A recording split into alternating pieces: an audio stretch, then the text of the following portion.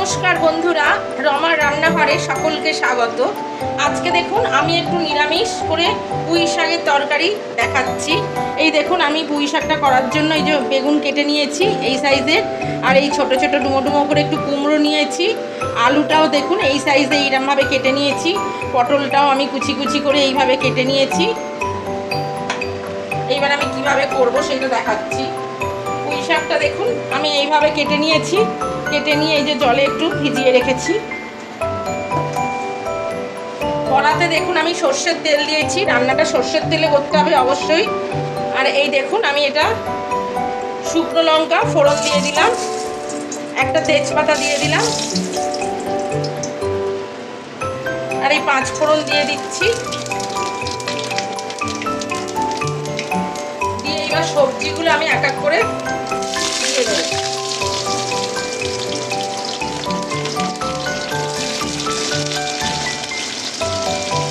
সবজিগুলো একটু ভেজে নেব। এত সুন্দর এটা নিরামিষভাবে আমি যেরকম দেখাচ্ছি এইভাবে করবেন, করে খেয়ে দেখবেন এত সুন্দর খেতে লাগে। সব সময় যে মাছের মাথা দিয়ে বা আমিষভাবে করতে হবে এমন কোনো কথা না। নিরামিষের দিনও এরকম একটা তরকারি অসাধারণ খেতে লাগে। আমি ঠিক যেভাবে রান্নাটা করছি আপনারা ঠিক এইভাবে করবেন। একদম মানে সহজভাবে, কোনো কঠিন রান্নাও নয় এটা, আর খুব তাড়াতাড়ি সহজেই হয়ে যায়, আর খেতেও হয় অসাধারণ।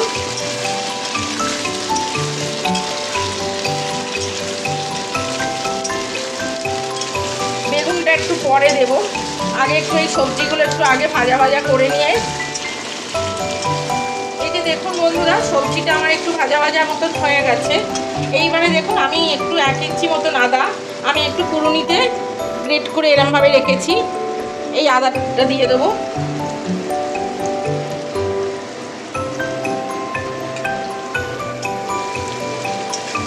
দেখুন এই যে আদাটা দিয়ে আমি একটু নাড়াচাড়া করে নিচ্ছি। এরপরে দেখুন আমি এই বেগুনটা দিয়ে দিচ্ছি।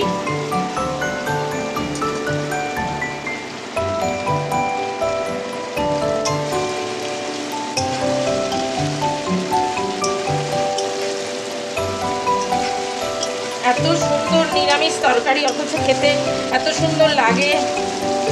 এটা সবের সাথেই খুব ভালো লাগে, ভাত, রুটি, পরোটা, তারপরে এমনি ভোগের ঠাকুরের খিচুড়ি টিচুড়ি করলেও এইরকম একটা তরকারি করে দিলে পরে অসাধারণ খেতে লাগে। দেখুন এবার আমি একটু হলুদ দিয়ে দিচ্ছি, আন্দাজ মতন একটু এবার নুন দিচ্ছি। আপনারা নুনটা আপনাদের স্বাদ অনুযায়ী দেবেন। একটু জিরে গুঁড়ো দিয়ে দিলাম, সামান্য একটু লঙ্কা গুঁড়ো দিয়ে দিলাম। ঝালটাও আপনারা আপনাদের টেস্ট অনুযায়ী বুঝে দেবেন, যে যেরকম ঝাল খেতে চান।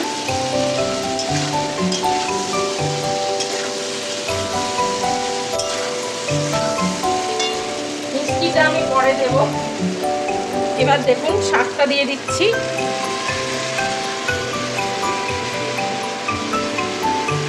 এখন খুব সুন্দর কচি, এই দেখুন একদম কচি ডাঁটা, একদম কচি পুঁই শাক পাওয়া যায়। এই সময় এই তরকারিটা খেতে অসাধারণ লাগে। ঠিক আমি যেভাবে করছি আপনারা ঠিক এইভাবে খান, করে কেমন লাগে আমাকে জানাবেন। আমার চ্যানেলটাকে লাইক করবেন, শেয়ার করবেন, সাবস্ক্রাইব করবেন, পাশে বেল আইকনটা ক্লিক করে দেবেন, যাতে আমি যে কোনো রান্না ছাড়লেই আপনারা যাতে সহজেই পেয়ে যান।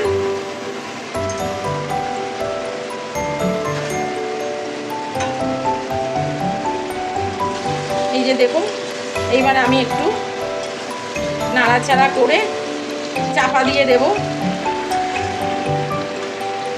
পুঁই শাক দিয়ে এমনি জল বেরোয়, অথচ বেশি জল দিতেও লাগে না। লাস্টে আমি একটা ভাজা মশলা করে রেখেছি, সেটা আমি সব শেষে দেব। সেটা কিভাবে করেছি আপনাদেরকে সেটা লাস্টে বলবো।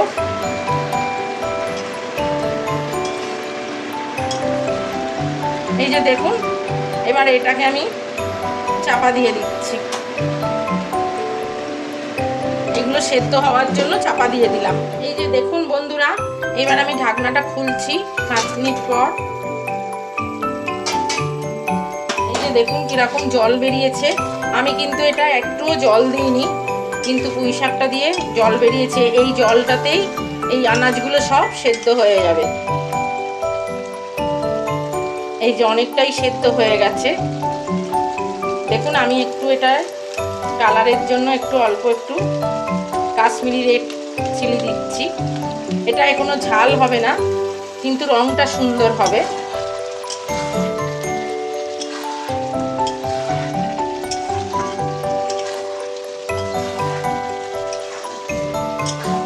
এই দেখুন কতটা জল বেরিয়েছে। এই জলটা শুকিয়ে গেলেই তরকারিটা পুরো হয়ে যাবে। এই নাড়তে নাড়তে জলটা শুকিয়ে গেলেই, এইবারে দেখুন আমি একটু মিষ্টি দেবো এতে।